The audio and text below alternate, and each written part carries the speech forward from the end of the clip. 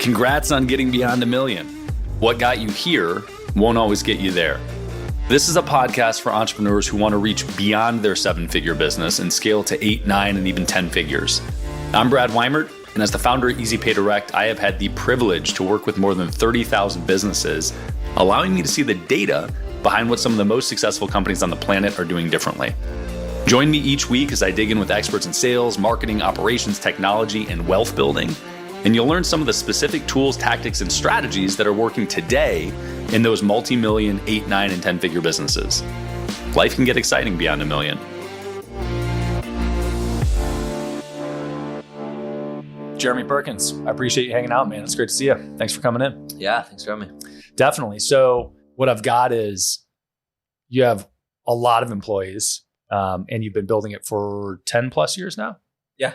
Awesome. Exactly. What's the name of the company?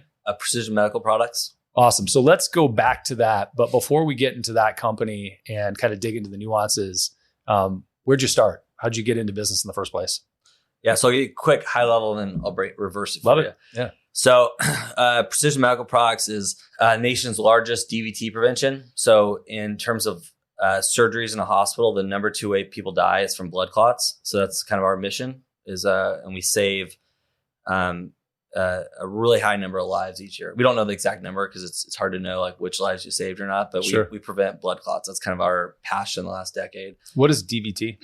Deep vein thrombosis. So it's, you get usually a blood clot occurs in your leg, it moves up your body and it creates a pulmonary embolism. And then you die from that. So they call it a silent killer. People don't know about it. And then they just end up dying. And it's literally the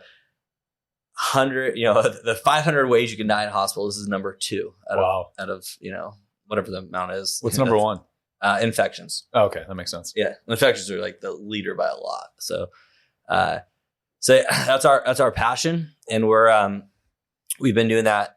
The company's 13 years old. We've really specialized in the DVT prevention for the last probably 11 and a half of the 13. And that's been kind of like why we get up in the morning. And, there's 100 different business ideas, but this is like what keeps me really, really focused is preventing blood clots. We have, I think it's about 320 W-2 and 1099 employees, or W-2 employees and 1099 independent contractors that work with us.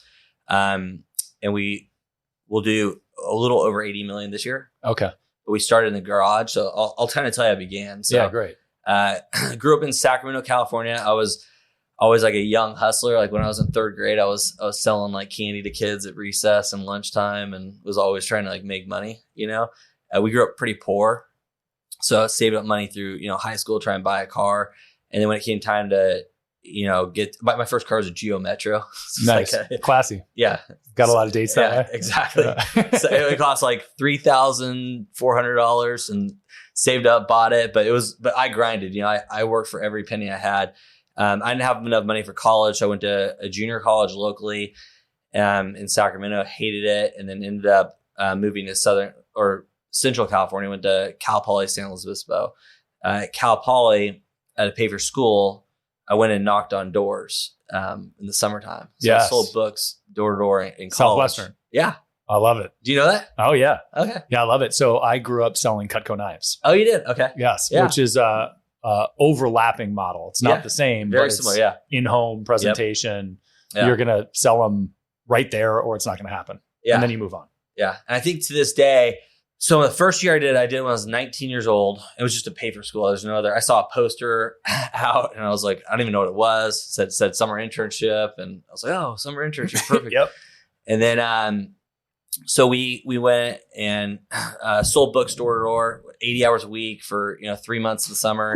Super hard. You're talking to over 1,000 people that summer doing sales presentations, and I was really bad. I was like one of the worst salespeople in the whole group the first summer, and then I actually didn't want to go back the next year and do it because I hated it so much. But those guys are good at convincing you to come back and do it. So I came back. And I was a manager and ended up doing it for all 4 years of college. Saved up enough money through college to buy a house my senior year and bought a house down in San Luis Obispo. But those moves is what actually ended up helping me start my business because I made $200,000 or $300,000 on that home purchase. Held it for 3-4 years. We always had it was a 4-bedroom house. We had like 6 or 8 people in it at all times. We packed that thing. Oh, nice. Yeah. Did you pack it with Southwestern people or was this after? I mean, every year there was different people in and out of that thing. I think there was 1 or 2 Southwest. But it was just buddies in college. You know, it's college. Just awesome. How many people can you throw in one bedroom? You know, I love it. Let me ask you something about Southwestern because I want to pull it to today. But do you remember the ratios? Like how many doors you had to knock on to get an appointment? How many appointments you ended up closing? Yeah. Roughly? So I did Southwestern I was anti-Southwestern beginning because I didn't want to do it. I was like, I hate sales. I hate salespeople. I hate knocking on doors. Like I didn't like anything about it. But I learned through the process that like I really needed it because it was like communication skills. It was, you know, like even to this day, me talking to a doctor, I don't get nervous at all. It's like I've done this year. I've done so many sales presentations in my life. It's just not that big of a deal for me. Yeah. So I think it helped a lot. But so there's 2 ways to do Southwestern. You can either work in like a city, small town, or you can work country. So if you do city, then you're probably talking to, you know, I'd say you knock on about 100 doors a day. You try and do 30 demos where you talk to somebody at the door, and then you try and get 10 sit down presentations. Those are the numbers they use. And out of the 10, you want to close 3 out of 10. That's kind of the math. But if you work country, like what I did, I drove around my car and worked out in the country. You don't see as many people in a day, but then the ratios are a lot higher. So if you knock on somebody's door in the country, they're way more likely to let you in because they're like, oh, you drove like 2 miles out down this dirt road in Iowa. We'll sit down with you for 10 minutes. Yeah. So is the closing percentage any higher in the country? Yeah, I mean, they're definitely more open-minded. So I'd say the closing percentage, but you don't see as many people in a day. Like in a city, you see 100 people, let's say. In the country, you might see 20 maybe or 15. So. Even so, I mean, a 30% a 30% close ratio on the sit downs is rough. Like 30% yeses means that 70% no's sucks. Yeah. And then getting doors slammed in your face the whole time. Yeah. That's a brutal sales pipeline. Yeah, so exactly. Yeah. So if there's like what I speak to colleges from time to time, what I recommend to any college student, it's like a huge life lesson. I always want to be a stockbroker. So I was doing this whole thing selling door to door, but I'm like, I'm gonna be a stockbroker one day. I'm gonna be a stockbroker. And it was good. It definitely trained me. So out of college, I was a stockbroker for 2 years, and I was the worst stockbroker ever. Even I had like 53 brokers at Edward Jones in Sacramento. I was like number 52 or 53 every month for 2 years. Even brand new people come in and pass me like their first month. They're like, whoa, I passed you right away. I'm like, I'm a horrible stockbroker. And it's just because at the core, I wish I would have done an internship in college and actually taken the time to really learn that industry. I would have learned that it wasn't really for me per se. So I didn't enjoy, you know, trying to convince people to buy bonds and it just wasn't my thing, you know? So it's kind of a life lesson. So I quit Edward Jones and this is where it transitions into this one in medical device sales. I had some friends in medical device. They loved it. And it was awesome for me to wake up every morning and help people. At the time, we were helping patients grow bone. It was a bone growth stimulator. It was the first company I worked with. And I really liked it. It did really well. So I went from being this stockbroker that couldn't sell anything to being like one of the top reps in the nation, all just a totally different job. You know, wow. Same skill set, same everything. I think it's really important people find what they're good at. And this is like kind of mentioned before, I'm writing a book because I think there's so much misleading stuff on social media where people are like, don't give up, don't do this. Sometimes it's actually good for people to give up. Like if you're like, for me, I just sucked stockbroker for 2 years. It was in my best interest to like go find something new, you know, like, and so I think that's sometimes a misconception people have is that you have to just ground and pound for years and years and years. And sometimes, not always, but sometimes it's best to find a new strategy, find something new, and make sure your heart's in that. So let me ask you about that because functionally on a lot of levels, sales is sales. Though the type of sales you do, short cycle, long cycle, which is it a relationship sale or not, tangible, intangible, high dollar amount, low dollar amount, et cetera. All those things do play in to the sales opportunity. What do you think it was going from the Southwestern book sales to being a stockbroker and selling to this new sales position, selling medical devices that allowed you to excel? It's actually a brilliant question because there's 2 parts to it. So sales is sales. I did sales training for like 4 years. I teach all these sales skills. And I was so indoctrinated that sales, it doesn't matter what you sell, you know, everybody sells something. And if you could sell, I agree. But like once I got into medical device, what I learned is There's a lot of great salespeople. Like in medical devices, it's so hard because they interview 1,000 people to get it down, or 1,000 people send in a resume and 10 will get an interview and they select one. It's like very, very, very the best of the best salespeople out there. And so I agree with that. I think you have to have formal sales training experience, but a lot of people do. There's a lot of people in the US that have really good sales training, and then you end up going against the best of the best. And for us, what we learned the first 6 years of the business, it might be a big takeaway for people who have companies. We spent less time on selling and more time on like, what is it that like as a company, what's a strategy? Like what Tesla does. Tesla doesn't need any good salespeople. Mm-hmm. Right? I mean, right. They have a great product. Like rating fans. Yeah.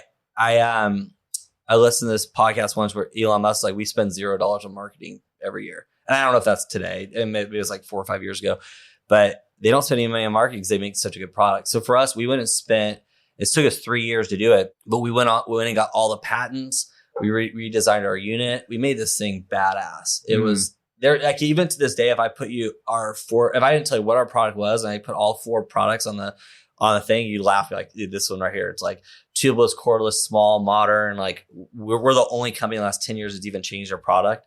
We spent so much money on that we made it pretty easy in my opinion, for our sales reps to sell something. Because they go in and they just compare it. You really don't have to. I mean, the sales reps we have do a phenomenal job of getting in front of doctors, getting in front of surgery centers, getting in front of decision makers. That's the hard part, right? I think that's where the sales comes in. Because like just getting that appointment and building that relationship's the hard part. If you can ever get your business to a place where you have the number one product on the market, then that's a difference maker. You know, I think a lot of my friends and people I know that are become entrepreneurs, they go white label some product from China and they're trying to sell it. And at the end of the day, it's just like 100 other companies, and so they're having to like really, the thing that sets them apart is their sales ability, because their product's very similar. You know, I think if you can take a step back and focus on strategy, because at the beginning we were selling a Me Too product. We sold a lot of Me Too products. We had 30 products that were just like everybody else in the market. There's nothing that really set us apart. It's like good customer service, good sales. But the last really 5 or 6 years, we spent a lot of money on like remote patient monitoring, tying in data to our device. Like we just did things that nobody else did. And it really, really set us apart. I don't know if that answers your question, per se. So like sales is important. Yeah. But then as like a strategist, because I read this data, it blew me away. I always thought like these salespeople became successful, and it's like the people that the most impactful entrepreneurs. And if you look at that list of billionaires, I don't know if you've ever seen this data, but it's actually introvert versus extrovert. Have you ever seen this stat? It's pretty crazy. No. I would think that extroverted people are more successful in life because they're like salespeople. They're charismatic, open, connect with people. Yeah. The deal closers. Exactly. Yeah. Richard Branson type, like tell amazing stories, you buy into their vision. It's actually the opposite. Like introverts make up something like 85 or 90% of billionaires. Interesting. It's astronomically higher towards introverts because they spend so much time on strategy. And you look at like Bill Gates, Zuckerberg, like you just go down the list of like Warren Buffett, like you look at all those people, what they did. I mean, Elon Musk, like they're more strategy. How do we really change the world? That kind of stuff. So I think that's what we've really done. We've pivoted. We're still really good at sales and all that, but it's more like, how can we change healthcare? What's the strategies? What are the patents? What can we do?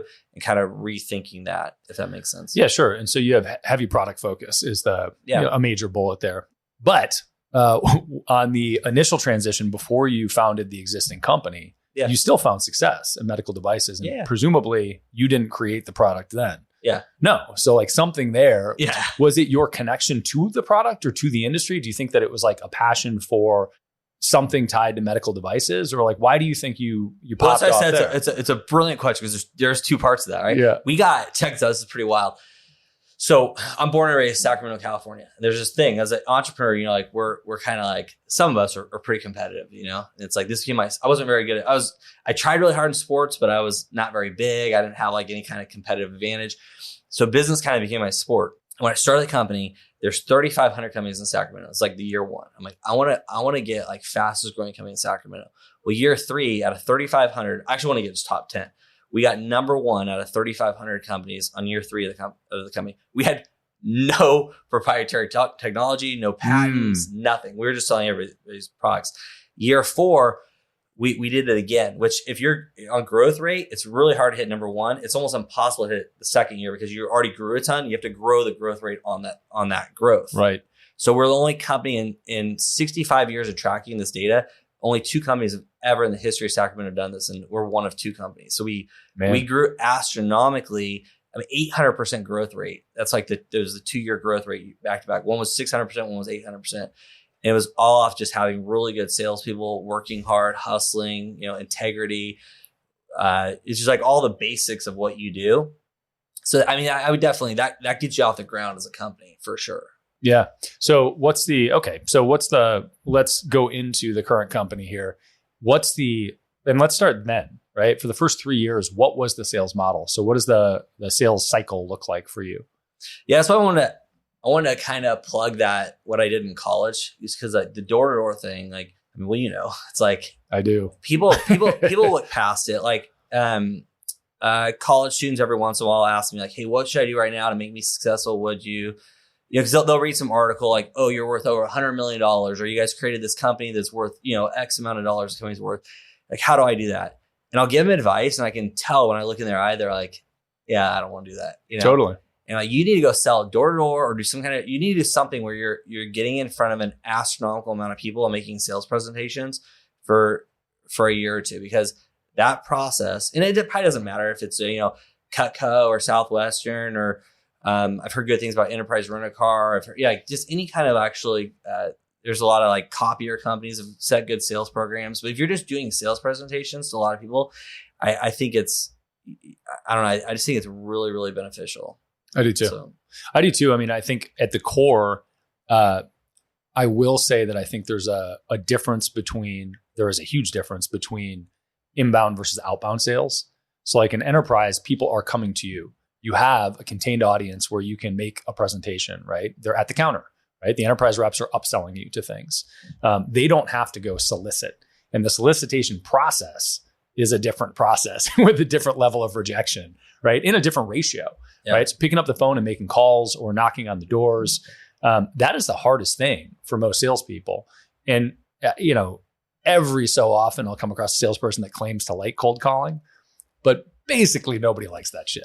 Yeah, it's tough. Yeah. But you're right. I feel the same way as you, which is that is the training ground for building your personality and building your character and your strength, right? And it forces you to handle objections, which is the sales language for it. But another way to look at that is it forces you into uncomfortable situations where you get to not respond emotionally, but learn how to navigate a conversation as an adult.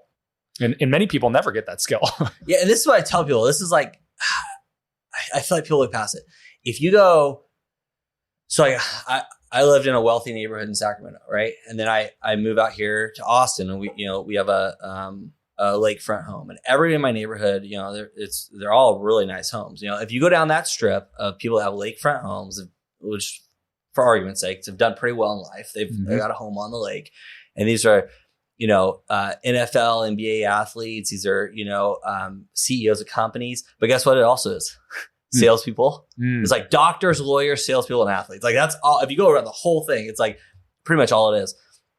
And when you meet, like I'm in a CEO group, right? EO, similar to EO, YPO, those CEO groups. It's actually when you get to a really, really high net worth, you kind of surpass the doctors and lawyers. I feel like they're kind of capped at one point. They're like service, Not even close. Yeah. And then you get to the next level. And when in the entrepreneur world, it's actually deceiving. It's not all entrepreneurs. Sometimes it's like just people that did very well in sales in their life, and they built it and they invested in multiple homes, and they, so became really good salespeople. Because I think it is misleading. There's definitely great ways to make money as entrepreneurs, but then you can be like an intrapreneur within a company. And like our top sales reps, our mission, we set this crazy goal in the beginning of our company. We want 20 people within our company to become millionaires. Right now, to date, we have 17 people that become love that. millionaires in our company. And we're going to have a huge celebration when we hit the number 20. We're like, I try and every 3 or 4 months send an email out. Hey, has anybody become a millionaire in the last 3-4 months? And every time there's a new one, it's like, yes, we're really close to getting that 20 mark. So you can become, the point of this tangent is you can become very, very wealthy and have an amazing lifestyle being a great sales rep. And no question. And I'm a huge fan of it. I even kind of jokes to my friends. I'm like, I spend my days, for better or worse, it's like with CPAs, attorneys, lawsuits, depositions, 100 different things with like audited financials of the business. Like there's certain things that I just have to be part of these conversations. Or I got buddies that are sales reps that make almost as much money, and they're like probably work 20 hours a week because they built their book of business the last 10 years and they're having a great lifestyle. I think there's a lot of great ways in life to make money, but sales, for whatever reason, the last 5 or 10 years has kind of been overlooked and overshadowed. I think like it becomes a lot more sexier to begin like this marketing company or whatever it is. There's like 100 or 1,000 ways to make money. Sure. But that idea of learning like true sales is very, very powerful. So. Yeah. Well, I'm 100% with you. Ultimately, it's, do you have a vehicle to generate enough revenue that you can then take that money and invest it in other things to multiply? Mm-hmm. And in the last 10 years, entrepreneurship has become sexy. And so everybody thinks that they need to do their own thing and start their own company, but almost all of them fail. Yeah. And in sales, if you have a good sales training program, it's like being a part of a franchise. Yeah. Where somebody teaches you the system and you just follow the system and go. Yeah. In some companies, right? Obviously not all, and you have to be selective there. But so I agree with you. The difference, of course, is if you build a successful company, you have an exit opportunity. So not only do you get a salary throughout it or distributions from the course of building it, yep. And this is all dependent on the model, but through the course of building it, you also have a potential exit, which is this big thing at the end. You don't get that in sales unless you somehow get equity in the company you're selling for. But I want to hear about the sales of your company. So when you started, just give me the sales cycle. What does it look like? You hire a rep, and first 3 years, you said you were reselling other people's stuff. What you hire a rep, how do they get their leads? Do they set an appointment? Do they close on the spot? Is there follow-up? And then how does the product get delivered? Are they a part of the product demonstration? Are they sitting in the operating room with them? What does that cycle look like? Yeah. So for our particular products, it's very niche. Okay. We can market to a lot of surgeons, but the low-hanging fruit, if you will, is orthopedic surgeons and neurospine. Those are the two like call points that they have the most need for our product. Mm-hmm. We could sell to a bunch of other ones, but those are like the low-hanging fruit, if you will. So the best strategy for us, and there's probably 100 strategies out there. The one we found the most success with was the school of hard knocks, like just going up to we can market them, send them literature, try and set up lunches or phone calls or whatever.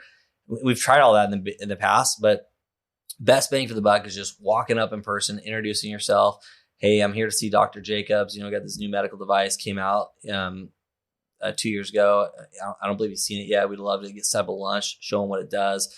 We really think it can help the patients at your practice, And so just doing a meet and greet, trying to set up a lunch and trying to show the doctor the product is ultimately for our product how it has to sell. Because for us, we're not doing a cash pay. We're not direct to consumer. We're direct to the doctor. So the doctor writes a prescription and then the patient gets the device. So it actually doesn't help us at all to sell to patients. We don't do any kind of marketing online. We don't do any commercials, nothing. We're just straight to doctors. So walking into a doctor's office, soliciting the front desk to try to get an appointment with the doctor. Yep. Then you sit down with them, do a demo. Yeah. And then they write a script for the product moving forward from that. Exactly.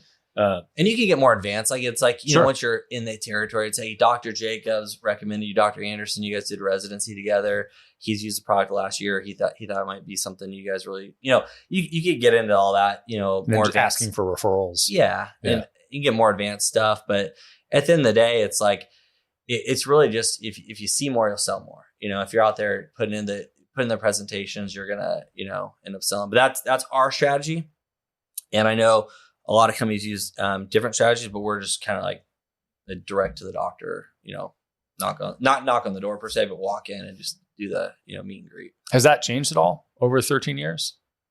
No, I still think it's gonna, I still think that's how it's gonna, for high ticket medical devices that are like FDA approvals with contraindications, like it's a complex product, right? You have to know the ins and outs of it. Somebody needs to sit down and explain to you like which patient groups it helps the most, how, which insurances cover it. Like you need that for our product. You just need that in-person presentation.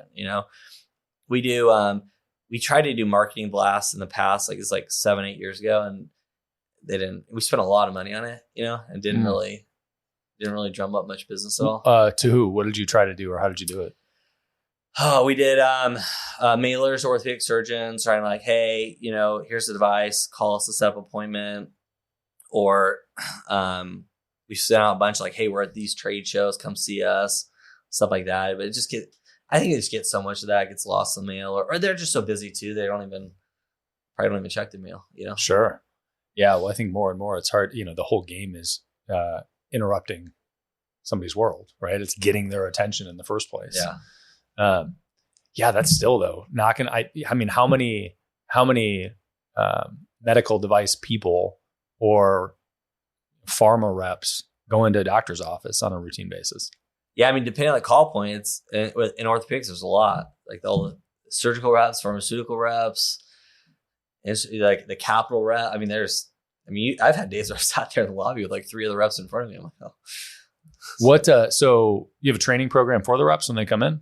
Yeah, we have a whole corporate training team. We have like our VPs of sales. So yeah, but I mean, a lot of times for us, this is so funny because we actually don't. It's deceiving. We don't recruit at all. So like, it's unlike most companies. Like if we want to go hire in like Cincinnati, Ohio, let's say, right? We don't put out ads and interview people. We actually do the reverse. We hunt with a rifle, not a shotgun. We go like, who in Cincinnati has orthopedic relationships? Because it's better for us to go after, just like back to the strategy thing. A lot of times in like Cincinnati, there's existing distributors that sell medical products already. And we can go just meet with a few of them, see if they got orthopedic relationships, and then they just add our product to their bag. And that's a better model for us, because as opposed to this, young 24, 25-year-old that's trying to get into medical, trying to learn, they can go knock on doors for a year and try and meet people and stuff. Whereas this other distributor instantly has, I'll set up 20 appointments with our existing group of doctors. So are those then 1099s? Yeah. Got it. And they 1099 for 2, 3, 4, 5 other companies. So we're one of 3, 1 of 5 companies, depending on like the situation. What's the distribution of the sales force being that functionally they're like a distributor for you, right? Yeah. So how many of the total pool, what percentage are 1099s versus internal W-2s that are out selling?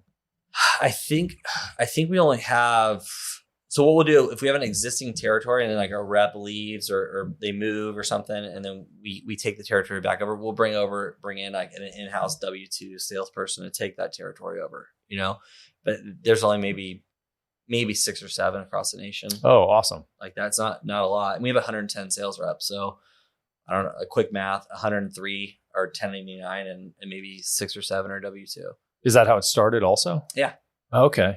So you had the product and then you personally went out and found people that were already had the ins with the orthopedic surgeons. Yeah. And that industry is kind of set up like that anyway. Okay. There's a lot of like independent medical distributors that sell a variety of products, and it's almost like a franchise model you mentioned in the beginning, but they just take other people's products. What our goal is over time, we bring in a distributor and kind of back to what I was saying, like the technology and the product's so good that they maybe are selling 5 other products. And then over time, they're like, I'm making the most over here. And they tend to, hopefully over time, they come back and they focus the majority of their time on our products. They like our stuff the best, and it's making the most money, and they're saving lives and they believe in it. So that's the goal, So, and you mentioned that you had like a full corporate training team for this stuff.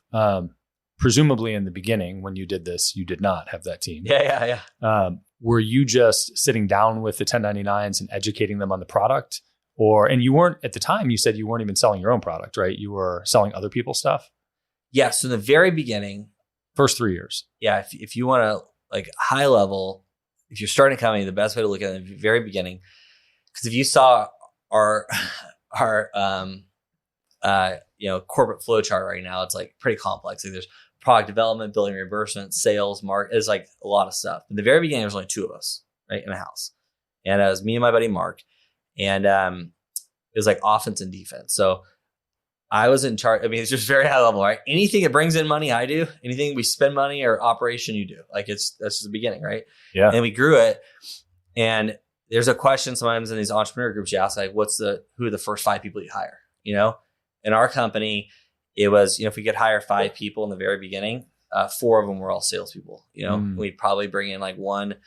And that was our next actual like W2 hire was like a badass administrator. And she's actually with us today, and she runs our whole billing and reimbursement. She's phenomenal. But that's kind of how we grew the company. It was like very sales geared. And it was because without revenue, you die, right? We didn't have, I don't know if you know this, but like when I started the company, I started in the garage, and we had 0 funding. Like nobody came in. It's very rare in medical device to have we'll do 80 million this year in revenue. And we still, besides a bank line of credit, we don't have any venture capital, no private equity. We're still self-funded to this day, which is great because we can make the decisions we want. We don't have to, get clearance. We can run really fast. But on the flip side, we had to bring in revenue in the beginning, and it wasn't like we didn't have the luxury of sitting there and being patient for 2 years, just burn money. And, like some startups now, sure, they have astronomical amounts of money, just burn everything. And then maybe they make it, maybe they don't. We didn't have that luxury. So we had to really bootstrap it and use every penny possible. Well, you mentioned the initial hires being salespeople. So, but you also said that you were doing 1099s from jump. Yeah. Right? So you had both going in the beginning? No. I mean, it was, and this is back to the Southwestern. When I was Southwestern, it was 1099. I don't know, Keiko, I'm sure probably same thing. Also 1099. Yeah. Yep. So we were 1099.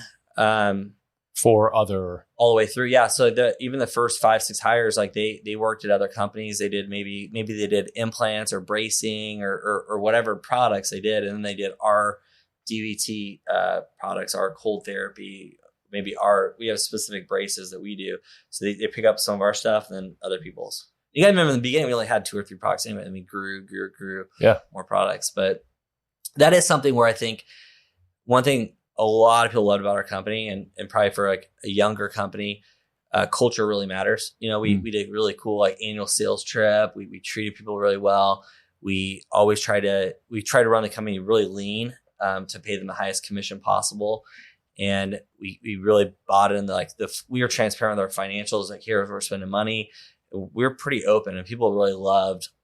We didn't lose, like, even to this date, anybody who makes over $200,000 a year with us, because you're going to lose people sometimes. They might love your company, you might love the culture, but they're like, I'm only making $30,000 a year as an independent. Right. I can't survive off $30,000. I gotta, I'm gonna have to leave and go find something new, which makes sense.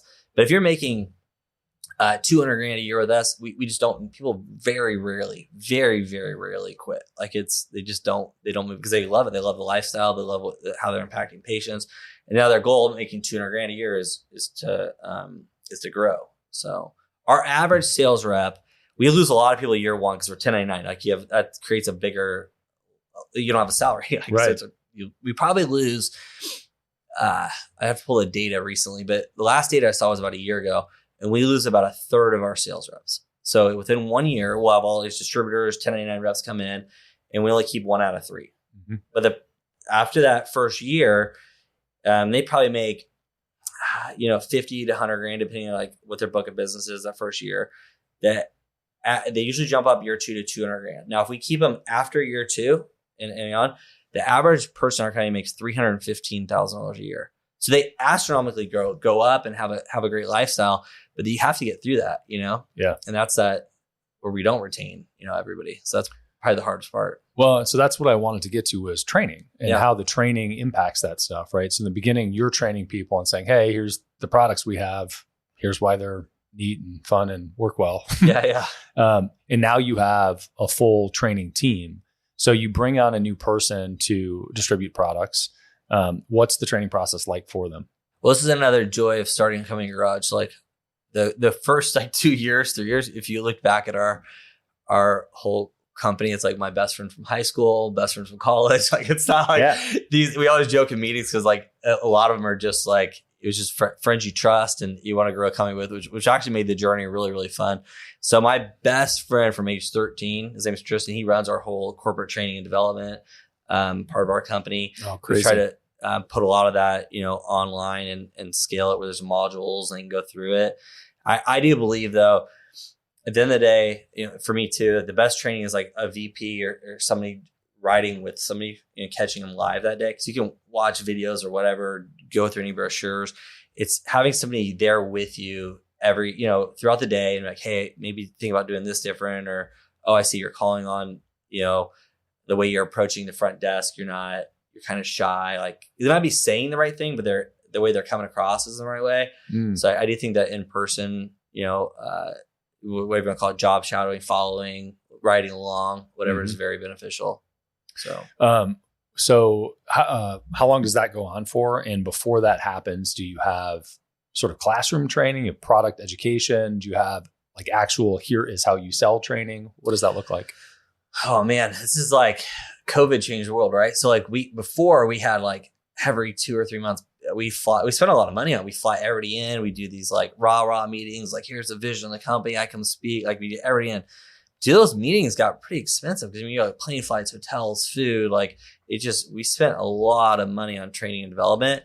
And what we learned through COVID is we actually got just as good, or if not better, results because it's instead of just like that 1 week that's really powerful, you get people excited, and you try and hold them accountable the next 3, 4, 5 months.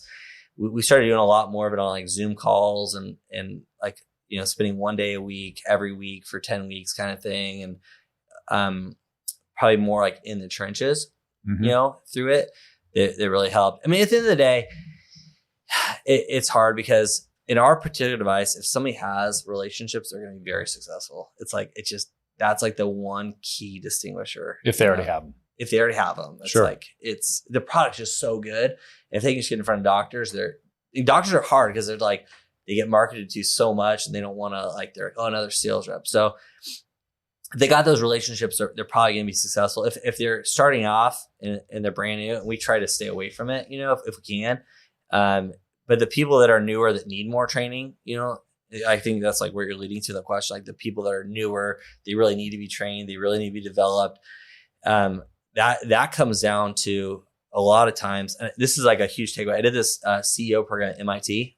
Flew out to MIT it's a 3-year program, and the head chief marketing officer at HubSpot came in. They had all analytics on success rates of salespeople. Like they tracked, like these guys are data heavy. Like they're insane.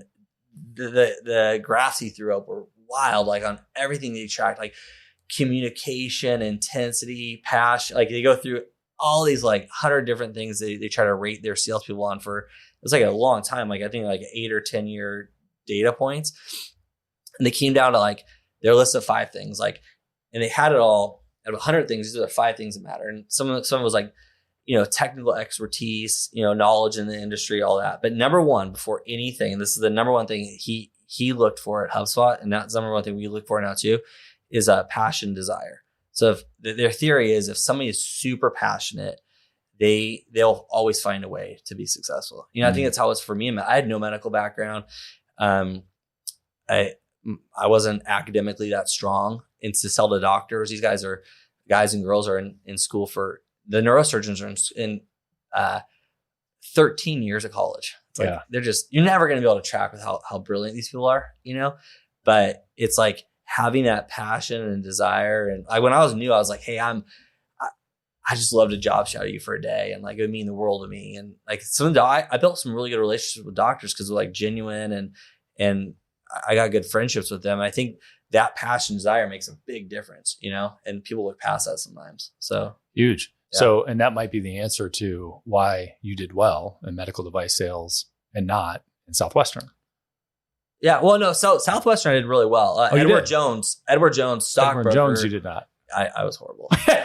Well, you told me your first year in Southwestern, you didn't do well. Yeah. I was giving you the quick version. So first year I was like horrible. Second year I was like pretty good. Okay. Third year I was like one of the top in the nation. Oh, nice. Fourth year, like broke records. So it was like, I learned selling pretty good. Bearing the lead there, man. In Southwestern. Like I was making $120,000 when I got as a senior in college. Yeah, I love it. And I almost it creates like downline kind of, Yeah. And is Southwestern set up that way where you're getting paid off of the people that I mean it's not like a true pyramid because you have to be in college to do it. You have to like, it's more like override on the people. Yeah, and almost like a real estate firm. Like you might have a realtor and then the regional manager makes a cut. Yes.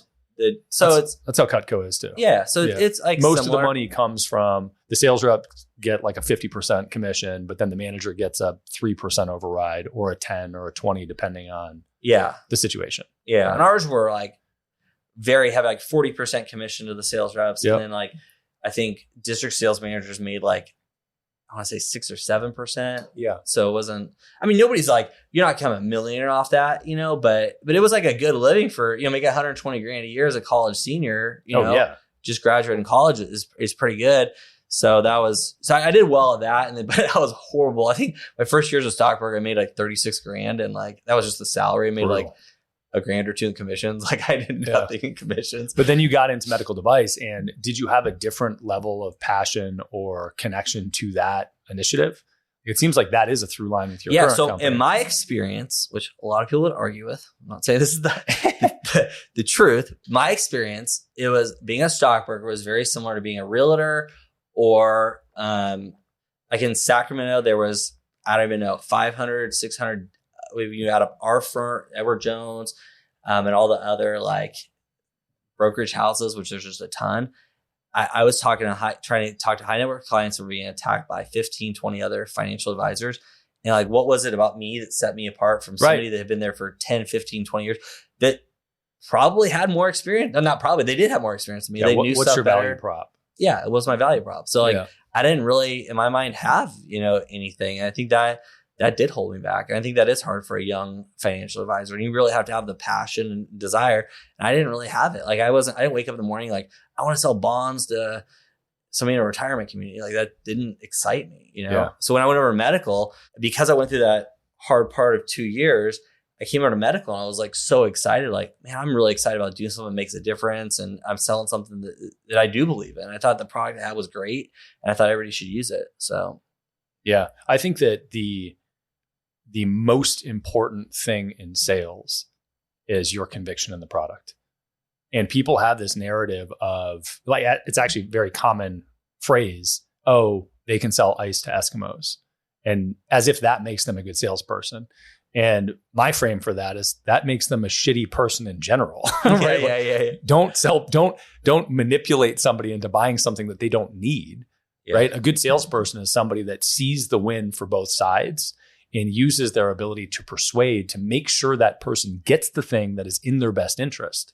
But the only way they can do that is if they're convicted in their own product to the point where they can see and realize that the prospect actually would be better if they had it. Yeah. What you just said is like dead on. So like that's for me, that's why we took off so much. Cause like, our particular device, when we started it 9 years ago, didn't exist. So I wasn't even selling against like, here's why I'm better than this person. It was like, the doctors just didn't, it was either us at the time or pretty much they just didn't prescribe it. So it wasn't like, it was more educational. And I was so passionate about it. I'd be like, I know it sounds cheesy, but it'd be like 4 o'clock. You start, you know, you've worked all day. Most salespeople are done by 3 or 4, you know, if they even make it that long, you know, making sales calls. And it's like, well, in that space in particular, right? Because doctors' offices are open till 4 or 5. Yeah, but you just get burned out. You're kind of like, kids are off school or whatever the reason is. I just want to get back. Like nobody's micromanaging and be done for the day. And it was like, I really believed like what we were doing was changing the world. You know, like we're going to go save so many whole lives. And it really became about like, if they don't get our device, they're not going to get one. Like it was our particular unit. Like if the doctors didn't prescribe to go home with a patient, they were going to get nothing. And then there's 200,000 people a year that die from blood clots. And we're like, what we're doing is very, very important. And, you know, I was passionate about it. So I think that, and I'm in the middle of writing this book, right? So like, my one plug for plug away, man. Yeah. Do you have a name yet? Yeah, but I'm not going to say it because I don't want anybody jack. I don't want any entrepreneurs. Like, that's a great name. I want to take this name. That's fair. So I won't mention it, but, because it's like 3 years. This book will be good. When it finally comes out, I've rewritten every chapter like 6 times. But there's a lot out there that says like, you know, begin with why, all that, find a purpose. And I think a lot of times people talk about that for your business, and that's great. Like for us, blood clot prevention is very important. It's our why. We get up in the morning. It really means a lot, right? But if you take a step back, and I've seen this with so many people, I think it's like a common denominator of success, even with probably yourself. You have like a life passion or life mission, right? And so for me, I think one of the things that helped is when I was 19, 20, 21, I had some mentors that kind of came in my life and taught me some stuff. And it made a profound difference. And one of the things they did is they said, create this list of the 21 things you want to do before you die, right? That 21 became 30, became 50, became like 100 things I want to do before I die. Right. And it made me dream. And I was like, you know what?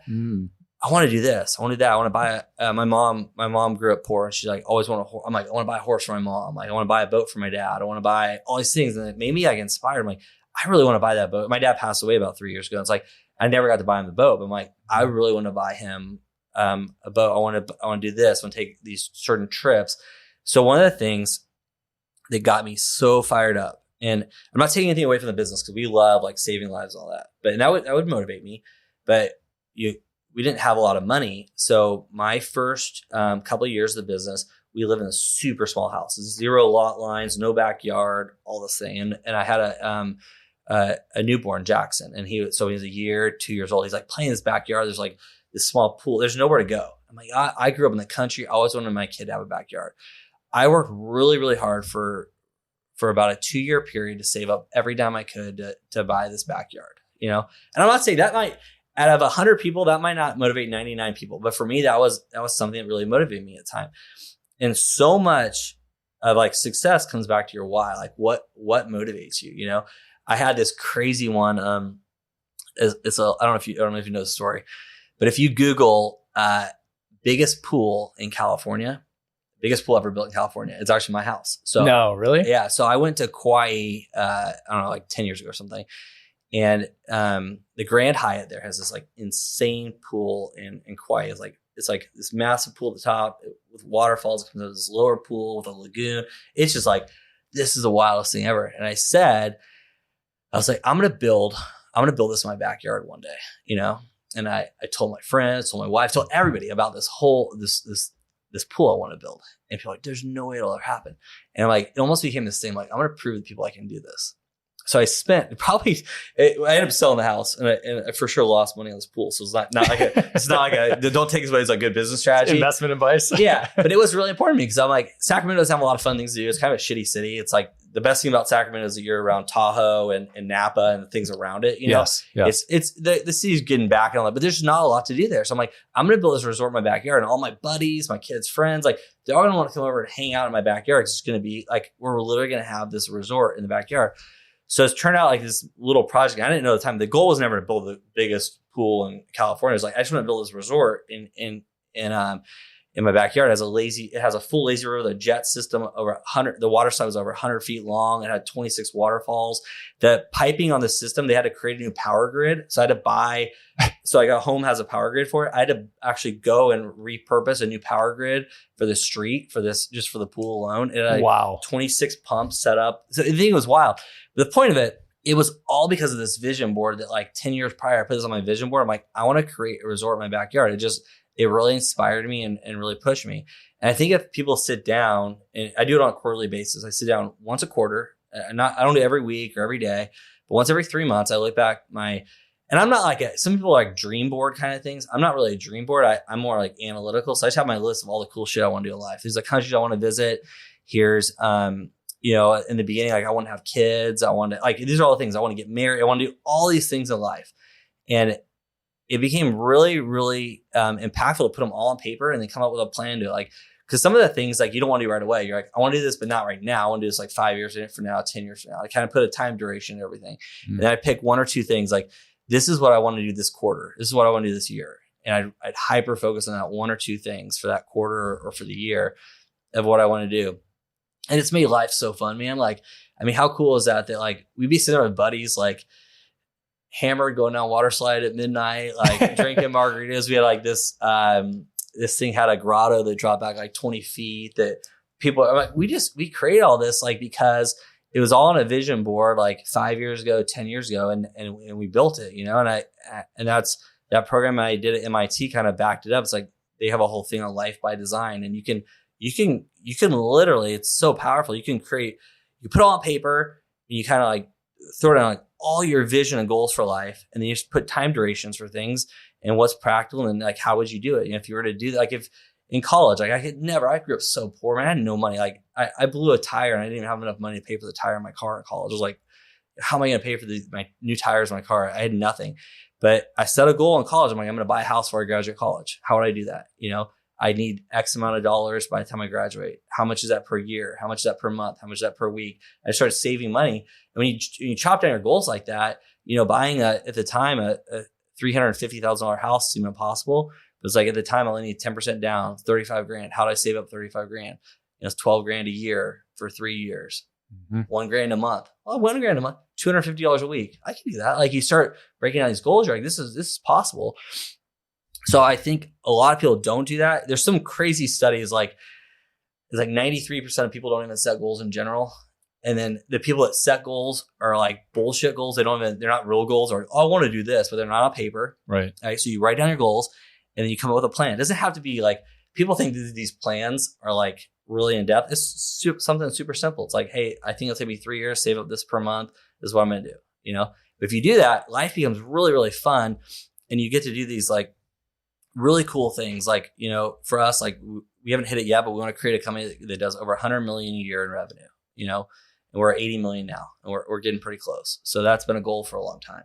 But I think so much of this comes back to like this vision and goals, and it makes life super fun, man. Like I've traveled to 23 countries. I backpacked some of them, and I look back, I'm like, man, this goal list I have, I highlight each one I've done. It's like, it's really cool. Like it's something I wish more people did. Not a lot of people do it. Kind of blows me away. Well, I think part of that is our educational system and our societal constructs, right? We aren't raised to do that. We aren't raised most people aren't raised to set goals and follow through and execute. A lot of the time the path is laid out for you and somebody else prescribes the path that you're supposed to be on. But there are a couple big things that I think are valuable for everybody to listen to and remember. One is just fucking set goals. Yeah. And take actions towards them on a routine basis. The only way you can remember to do that is if you see the goal on a routine basis and you revisit the goal on a routine basis, daily, weekly, monthly, quarterly, whatever. The other is to have that pattern of the longer scope. And you said quarterly, but quarterly, annually, 5 years, 10 years, where you're doing larger planning sessions around the next set of goals. For me, one of my beliefs is that it's very difficult to go to the next level in life until you've normalized the level that you're at. So when you were a college student, your stretch goal was to buy a $350,000 house. Yeah. It would be very difficult for you to tactically approach buying a $35 million house. Yeah. When you were a college student. Yep. Right. But if you currently own a $10 million house, then approaching a $35 million house seems more realistic. Yeah. And you can break it down. So revisiting the goals on a routine basis and making sure that not only do you revisit the goals, but you make space to do the vision and planning work. Yeah, that's huge. It allows the next thing. And I think a lot of entrepreneurs have a hell of a time doing that, myself included, because I'm an executor, right? I'm an operator. I want to go, and I get the rush from executing, from making it happen. Yeah. And sitting around dreaming makes me feel like I'm being complacent and not doing shit. Yeah. Right. So tactically, when you do these planning sessions, out of curiosity, are these, sober meditative planning sessions? Are these coffee inspired planning sessions? Are these drinks or substance inspired planning sessions? How do you do these? Well, you been coming here today, like I'm so inspired by your setup, the podcast, just the whole thing's so cool. And so there's a step to this. It's actually why I'm writing this book. I'm writing the book. The thing that pushed me for this book, because I'm not a good writer. Like I on the SATs in high school, like I got like an astronomically low score in English and like really high in math. Like I'm that's why my brain's like science and math, and like English is like not very good. So this book's taking a lot longer. The average person does 10 times faster than me. But here's the premise of the book. If I had to do like the 2 minute, because it's what you just said. I'm like, oh my gosh, if we could go back and write this down, this is exactly part of the book. If only it was recorded somewhere. Yeah, exactly. We'll have to plug it. But there's a chapter in the book. It's called Next Level Up. So that's the problem most people do is like, if you're, at this level and you're trying to focus, like for me, I can't absorb. I love Elon Musk. I'll listen to every single thing because it makes this, he kind of in my head, like anything's possible. If you can put people on Mars, like we can do crazy things with medical devices. Like it's just, it makes me think like anything's possible. Right. But at the same time, I can't build a gigafactory that's, like he just does stuff that's, I'm not putting rockets to space, so it almost messes my head. I'm like, oh, I failed. Like I'm never going to be as good as him, and it kind of messes my head. But, so what I like to do, there's like like a 10-step process. But in the very beginning, step 1 is like the magic of thinking big, right? And nothing matters. It doesn't matter if you want to put people on Mars or if anything on your board is possible. Like there's nothing, like nothing's not possible. You start with that premise. And if you do that, even that pool that I was telling you about is, I don't say the bragging, I say because that was a fucking cool dream. And I did not honestly think it was ever possible. I'm like the layouts and pictures I took, I'm like, I'll never do this, but something to push forward to. And they started doing the math. I'm like, it would cost this much money. I could save up, but this is actually possible. Well, then my kids would want to be there. So you start doing these things. Anything on this board, the magic of thinking big, nothing matters. I have another one that I've said for 5 years now. Gary Vee always talks about buying the jets. Mm-hmm. I'll buy the jets one day. And I was listening to this like 5 years ago. I'm like, I'm going to buy the Kings one day. Mm. And again, the company was like very little in revenue, very small in profit, probably not even doable. Started doing the math. What would it take to buy the Kings? How much money do you need? I actually did a fair amount of research. Like NBA teams, one person doesn't usually, in most cases, doesn't own 100%. They usually own like 30%. And there's other owners. And so I started the math of what it would be like to do a majority owner. And I started doing like, it's actually possible. Now, whether I do it or not, doesn't really matter. It's just an idea that was on my board. There's 100, 200 things. So you start this principle, anything's possible. It becomes really fun. Like, what if I did this in life? What if I did this? And then you drill back down and you're like, put some timelines. Like if I bought the Kings, it wouldn't be for another 10 or 20 years. It's not happening next year or two. Right. Yeah. So I push it back and then I focus on what's possible in the next year. So like, where are the places I want to go? What are the things I want to do? And you kind of drill it down to like, what is the thing? Usually out of 100 things, there's 1 or 2 or 3 things that stick out. Like that's something very impactful and it really pushes me in a very meaningful next year that I want to do. And I kind of break down a year, quarter, and then month. And that if you use that methodology, I think it really helps because I got ADD and it's like, if I stay in this dream world too much, nothing gets done because it's like, I just dream about stuff. It's too out there. But then I kind of come back and cycle it down. Like what is possible next year? What's possible after that? But that stuff motivates me, man. It's like, otherwise, because once you it's probably a misconception. It's like the law of diminishing returns with money, right? You get a certain amount of money and it's like, if I could retire tomorrow and I'd have enough money, like I actually don't need money. I'm actually pretty frugal. Like, I don't need a ton of money to live. So like, what is it about money? Money becomes a resource. Like with these resources, I can do these things. Right. And that's what again pushes you. So if you go down that methodology of like, think really, really big, write it on paper, come up with a plan, and then use that as your motivation. When I wake up in the morning, like, there's all these podcasts and stuff. People are like, what do you do for motivation? Like, I don't fucking need motivation. I wake up in the morning, I'm ready to kill everything possible. Like, I am like an NFL athlete, and I don't know all of them. I know a few, but like, they're usually pretty competitive people, and nobody's having to get them up in the morning. And they're like, they want to win, they're competitive, and they're excited to do what they're doing. And I think if you have that frame in the beginning of like a really big vision and really big goals, you'll just wake up in the morning like, I want to do this like really cool stuff and have a great life. So I don't know if that makes sense at all. It does. And I want to hear the other 10 steps because you have 10 steps to your planning and goal setting. And the answer was you do have a structure and a frame that you follow when you're doing the planning and goal setting. I will also say that the advantage that the all professional athletes have, specifically in those intensely publicized leagues, is there is a huge social platform that ties to ego with a huge game system, which dictates what winning is, and celebrity status and all these things that drive you. When you run your own business, it's up to you to create that frame and that game and that stage that you can play on and your staff can play on.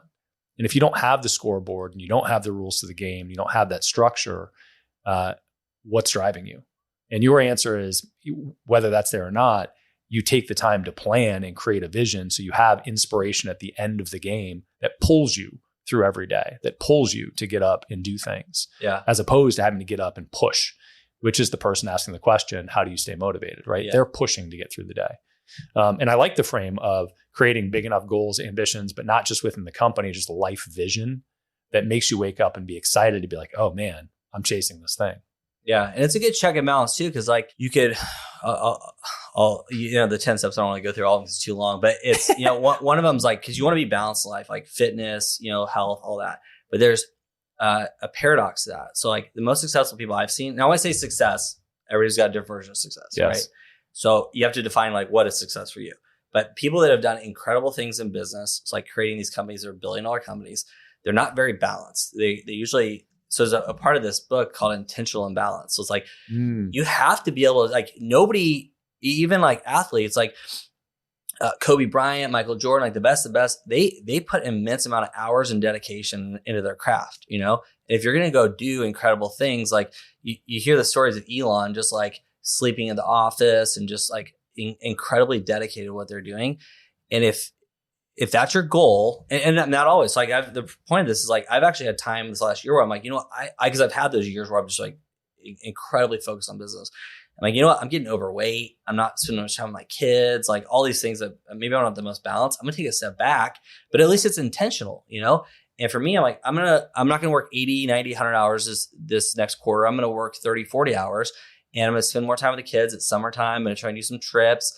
I'm going to, whatever, spend time on the lake, ride the electric surfboards, you know, whatever you're doing. But at least it's by design. So I don't feel guilty. So I'm like, you know what, when I'm with time with the family or time with buddies or going out, it's all by design, you know? And if I'm super motivated, I want to have the, you know, part of my life where I am building a business again, I'm putting 100 hours in, at least that's by design too. But I think quarterly, you don't have to do this every week or every month, but on a quarterly basis, just looking like, here's my goals and what motivates you and what inspires you, and coming up with a plan for that, for better or worse. I don't know the exact data, but probably 90 or 95% of people just don't have a plan. They just wake up, they kind of go about their day. Maybe I'll do this, maybe I'll do that. Like I do a lot of my stuff by design, you know, for better or worse. It's like, it's purposeful. And the last point on it is I think everybody needs a mentor, you know. I'm not people will be surprised. Like the company we built, I was not very good at business. I was never a CEO prior. I was a salesperson. Like I don't have, there's a lot of mistakes we've made along the way with like, you know, financing, and there's a lot of things we did well. There's a lot of things we screwed up. Like, and we got a pretty big company out of it because, you know, passion and desire, but the mentors that I had the last 10 years are incredible. And there's so many people out there that will mentor you if you just ask. There's a lot of people out there that are very successful people that are in their career and they're kind of phasing out and they'd love to get back to a young entrepreneur or somebody else and help them. And I just don't think that's something that's not very leveraged out there, is like find somebody in your industry that you really respect and go to them and ask them like, hey, you know, Brad, I really respect what you've done. And, make it genuine, you know, don't like random, but I want to do exactly what you're doing. I really look up to you. I wonder if we just grab coffee, you know, I could just pick your brain and then, you know, hey, can I take you to dinner? Hey, that mentorship made such a difference in my world. I probably at all times had, you know, 5 to 10 mentors, and just, you know, whether it's marketing or sales or here's how you run a company, here's how you take a company public, here's how you get financing, different people to help me with different things. And that's, I think, what really propels to the next level, you know, from being average. Yeah. I will say to that end, giving before asking makes a difference. Yeah. Oh, fuck yeah. If you ask me if you can have coffee to pick my brain, I'm probably not going to respond to you. But if you come with flattery first, and have like a 2 back and forth exchange and then ask, just the flattery might make the difference. So true. Or if you actually add value in some respect to the business. But if you don't, if you just express enough interest in what I'm doing, that's going to trigger, or anybody really, but that's going to trigger some goodwill and possible response, right? Hey, I listened to the podcast episode the other week. It was awesome. And that's the end of it. And then I'm like, oh, thanks. And they're like, hey, I'd really love to learn more about it. Can we grab a drink sometime? The likelihood of me saying yes goes up by 5 times or something, right? That's all it takes, but you have to genuinely express interest to do it. For me, well, I love it, man. I know we're coming up on time. First off, I love hearing about the journey, the story, and it reminds me to spend more time in vision world in general. And I'm the same way as you, where I have an analytical approach to most things. But I need to spend that time so that I can break that stuff down, right? But I need to get them on the board before I can do that. So I love that. The book's not out yet. probably another year before it comes out. In the meantime, where do people find out more about you? Where do you want to point people? Yeah, I'm on LinkedIn, on Instagram. My Instagram is Jeremy Joel CEO, and then the LinkedIn is Jeremy Perkins. So those are, but I'll build it out. The online presence is not like I put like almost zero into it. Yeah. It's I really like going out there, and I was telling you before, like I spoke at a bunch of colleges and for startup things. I just like it because it's like a lot of people poured into my life, and it's a way of like, just trying to just help young entrepreneurs or people like, that maybe have plateaued in their companies and not really growing. And it's, you just get one little thing, like I tried to do a program at Harvard. I did for 5 years at Harvard and then MIT 3 years in a row, then at Harvard again. And always just trying to learn from these other people in the room that are, there's billionaires in there, people worth 100 million, just like one or two things from every little person. And maybe mentor is the wrong word, because you don't have to formally have like a formal mentorship program, but grabbing lunch or dinner with people and just picking their brains, like what would you do in a situation? Hey, can you give me feedback here? I just think it's, very, very beneficial. So yeah, hopefully that helps. When I do launch my book, I'll maybe you can plug it to your people then. But I love it. Yeah. Well, Jeremy Perkins, Jeremy Joel CEO on Insta. I appreciate the time, man. I think there are lots of lessons through the journey of getting to 80 million and your inevitable 100 million coming up here soon. Yeah, thanks. Thanks for coming out. All right. If you learned one thing on this episode, share it with another entrepreneur. They need to hear it. Also subscribe so that new episodes just show up on your phone. It's a lot easier that way. And if you want the really good stuff, check out our free BAM! Tactics and Strategies course. It's where we curate the best tips, tricks, and tools that our guests know, whether they've shared them on the podcast or not. Just go to beyondamill.com. You'll also find previous episodes and show notes at beyondamill.com.